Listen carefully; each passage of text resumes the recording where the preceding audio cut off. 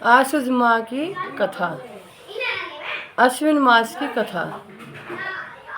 ध्यान से सुने।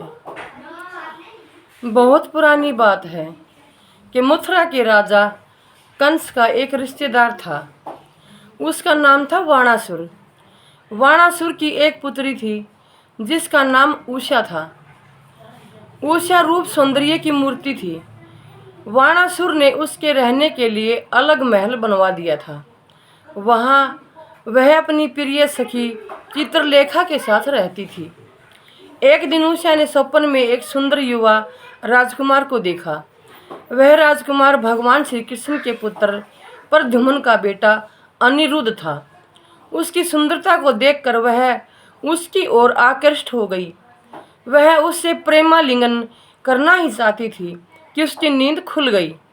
स्वप्न भंग हो गया, पर उसकी आकृति को वह भूल न सकी और उससे मिलने की उत्कट इच्छा ने उसके मन में बेचैनी पैदा कर दी। उषा ने अपने मन की बात अपनी सखी चित्रलेखा को बताई और कहा कि वह किसी प्रकार उस युवक को उसके पास ले आए। उसकी सकल सूरत का नक्शा चित्रलेखा के सामने खींच दिया। चित्रलेखा समझ गई कि राजकुमारी ने स्वप्न में अनिरुद्ध को देखा है। वह गई और सोते हुए अनिरुद्ध को उठाकर उषा के पास ले आई। अनिरुद्ध को जब वहाँ सोते हुए नहीं पाया तो उसके माँ बाप तथा दादी रुक्मणी आदि बहुत दुखी हुई। श्री कृष्ण ने इस घटना का जिक्र अपनी राजसभा में ऋषि लोमेश से किया। उन्होंने कहा कि ऋषिवर, मेरा पुत्र अनिरुद्ध कहीं गुम हो गया है। इससे पूरा परिवार शोक में डूबा हुआ है। लोमेश ऋषि ने उन्हें उपाय बताया कि गणेश व्रत करें।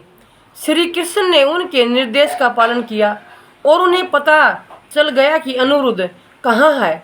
उन्होंने बाणासुर के साथ युद्ध किया और विजय प्राप्त करके उषा और अनिरुद्ध को बाणासुर से मांग कर अपने साथ ले आए।